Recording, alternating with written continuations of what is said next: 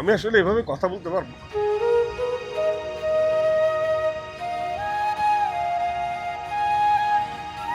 আসলে দমের জার্নিটা আমাদের এরকম। আমি রক্ত মাংসের মানুষ।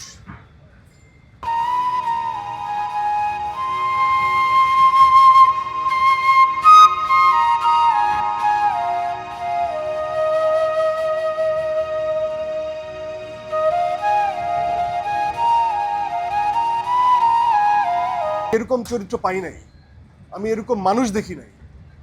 বিশ্বাস করবেন না, তাদের বাসায় গেছি, তারা কত পদ যে রান্না করছে আপনাদের কোনো আইডিয়া নাই। এই দুইজন মানুষ ভাবে অসুস্থ থাকে, এই মানুষ আছে একরকম বিন্দাস। কত পদ যে রান্না করছে আপনারা ভাবতে পারবেন না। বসা বসা সব খাওয়াবে। তো ব্যক্তিগতভাবে একজন নূর রানী এত সলিড এবং এত সুন্দর মানুষ, এত ভালো মানুষ, আমি হয়তো তার যদি ওই 1%ও পোর্ট্রে করে থাকতে পারি তাহলে আমার জীবন সার্থক। কারণ আমি এই রিয়েল চরিত্রের কাছাকাছি থাকতে চাই, অবস্থান করতে চাই সব সময়। এবং আল্লাহ জেনে আমাকে সেই সৌভাগ্য দেন যে আমি যেন এরকম চরিত্র আমার ঝুলিতে যেন আসে। তো এতটুকু বলা। আর আমি আসলে খুব ইমোশনাল একজন মানুষ। আমি মানুষের কষ্ট, আমার কাছের মানুষদের কষ্ট আমি নিতে পারি না, আর ধরেও রাখতে চাই না। আমাদের জন্য খুব প্রেশাস একটা টাইম। আমরা যখন গল্পটা শুরু করি, আমি যখন টিমের সাথে অ্যাপয়েন্ট হই, আমার নিজেকে যখন সংযোজন করি এত বিউটিফুল একটা স্টোরির সাথে, এটা তো ট্রু স্টোরি, আপনারা জানেন। এবং আমার সৌভাগ্য হয় সিনেমায় নিজেকে সংযুক্ত করার সাথে সাথে আমাদের যে রিয়েল ক্যারেক্টার বলি আমরা, সত্যিকারের যে যে মানুষ দুজন যাদের সাথে ঘটে গেছে ঘটনাটা, যারা আসলে রিয়েলি জীবনে সেটা ফেস করেছে, এই দুজন মানুষের সঙ্গে আমার দেখা হওয়ার সৌভাগ্য হয়। এদের বাচ্চার সাথে দেখা হওয়ার সৌভাগ্য হয়। ব্যক্তিগত মতামত হচ্ছে, আমি আগেও বলেছি যে নূর ভাই একজন হিপনোটাইজিং ক্যারেক্টার। আপনারা এখানে তাকে বলতে শুনেছেন, কিন্তু উনি যখন ক্যামেরার বাইরে বলেন, আপনি মনোমুগ্ধ হয়ে তাকে খালি শুনবেন আর শুনবেন আর শুনবেন। সেখানে কোনো জড়তা থাকে না, সেখানে উনি এরকমভাবেই কেঁদে ওঠেন, আবার হেসে ওঠেন, হ্যাঁ, এবং বলতেই থাকেন। আমি তখন শুধুমাত্র চেষ্টা করেছি তার সেই সাইকিটা ধরার জন্য, কি পরিমাণ মানসিক ট্রমাটাইজ সিচুয়েশনের মধ্যে দিয়ে উনি গেছেন। উনি এখনো ভিজুয়াল করতে পারেন, উনি দেখতে পারেন, উনি বলে দিতে পারেন, প্রত্যেকটা পয়েন্ট উনি বলে দিতে পারেন। 18 বছর আগের ঘটে যাওয়া ঘটনা উনি বলে দিতে পারেন। একই সাথে আমার কথা হয়েছে আমাদের রানী ভাবের সাথে, সেও বলে দিতে পারেন। তারা যখন বলেন সামনাসামনি, তখন কোনো সময় ক্রোধে ফেটে পড়েন। এখন আপনারা তাদের চোখে কিন্তু ক্রোধ দেখতে পাচ্ছেন না, শুধু আরামটা দেখতে পাচ্ছেন। তাদের ভিতরের হাহাকার দেখতে পাচ্ছেন না, সেগুলো আমরা দেখেছি। অনেক সময় সেই ক্রোধ আমরা পোর্ট্রেটও করতে পারি না। আমাদেরকে অনেক জেনারেলাইজ ওয়েতে সেই ক্রোধটাকে অফ করে শুধুমাত্র ইমোশন নিয়ে কাজ করতে হয়। অনেক ঘটনা আমরা দেখাতে পারি না যেগুলো আপনারা নিতে পারবেন না, সাফোকেশনের চূড়ান্ত মাত্রা, সেটা হলে আপনারা এক্সপিরিয়েন্স করতে পারবেন না। তো ওইসব স্তরের মধ্যে দিয়ে আমার যেতে হয়েছে। এবং মানে যখন একজন মানুষের সাথে ঘটে যায় সেই পেইনগুলো, সেটা আমার ভাইয়ের সাথে ঘটুক আর হয়তো বা বাবার সাথে ঘটুক, সেগুলো আমরা বুঝতে পারি। ইমোশনাল একটা জার্নি, কারণ নূর ভাইরা যেটা ফেস করে আসছেন সেটা আমরা একটু বিন্দুমাত্র আসলে চেষ্টা করেছি মাত্র, কিন্তু এটা ফুটিয়ে তোলা তো আমি আমি যেটা বলি যে আমি আসলে সবসময় না, আমার এই জন্য না, এই রিয়েল চরিত্র থেকে অনেক কিছু আমার নিতে হয়। আমার যুদ্ধটা ওখানে, হ্যাঁ।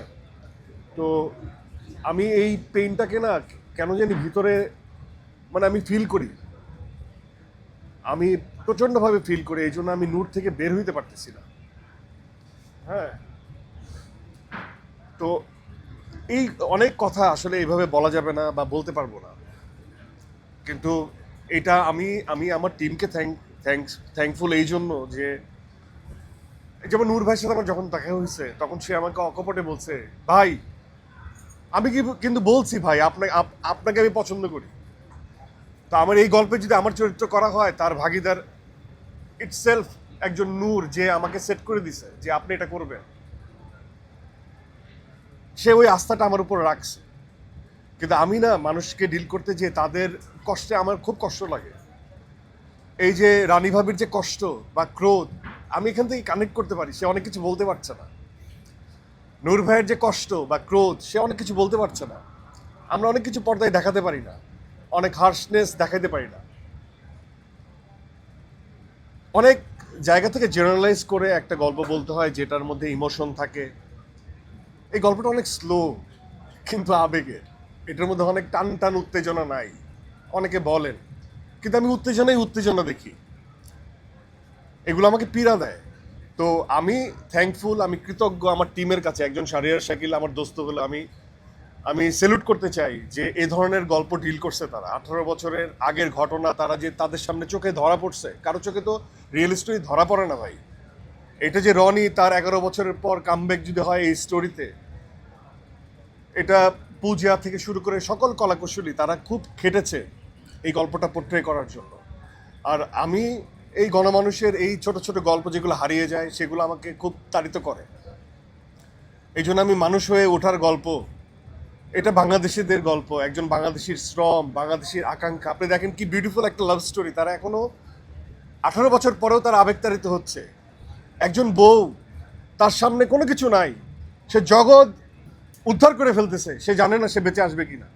আর একজন অসহায় হয়ে পড়ে আসছে বিদেশের মাটিতে, সে জানে না তার কমিউনিটি তাকে বাঁচাতে পারবে কিনা।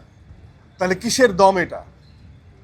বাংলাদেশি হিসেবে, মুসলমান হিসেবে তাদের যে দৃঢ়তা, আল্লাহর কাছে চাওয়া, ওইটাই বলতে হয় যে আল্লাহ চাইলে কেউ কাউরে মারতে পারে না। সৃষ্টিকর্তা যার উপর হাত রাখেন তাকে কেউ মারতে পারে না। তো এটার মধ্যে অনেক সাবটেক্সট আসছে, অনেক কিছু আসছে। এটা বাংলাদেশের জয়ের গল্প, বাংলাদেশিদের গল্প, একটা মৌলিক গল্প। এর থেকে বড় পাওয়া আমার জীবনে আসলে আর কিছু নাই। এই গল্পটা, চরিত্রটা যে আমাকে করতে দেওয়া হয়েছে, এটাই অনেক বড় পাওয়া আমার কাছে। আর আমি এভাবে আসলে এরকম মাহলে, আমি সবসময় বলি আমি আসলে কথা বলতে পারি না, কারণ আমি কানেক্ট করতে পারি নূর ভাইকে, আমি কানেক্ট করতে পারি রানী ভাবিকে। তো এটাই যে উনি বললেন 18 বছর পর আপনাদেরকে ধন্যবাদ জানাইছে। জার্নালিস্ট ভাইয়েরা সে সময় যে খাটছে, প্রত্যেকটা মানুষ, ইচ অ্যান্ড এভরি ওয়ান, যারা কি দৃঢ়তা বলেন।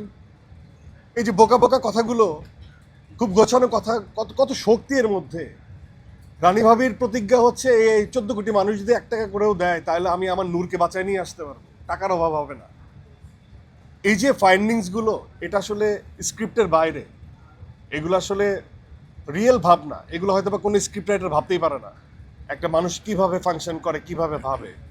একজন নূরের জার্নি আফগানিস্তানের মাটিতে, তার বেঁচে ফেরার গল্প, সে কিভাবে তখন ফাংশন করছে, কিভাবে ভাবছে, সেটা কেউ ভাবতেই পারবে না। It's beyond imagination. যে ওই সিচুয়েশনে পড়ে নাই সে আসলে ভাবতে পারবে না, সে আসলে যে ওই সিচুয়েশন দেখে নাই সে আসলে দেখতে পারবে না।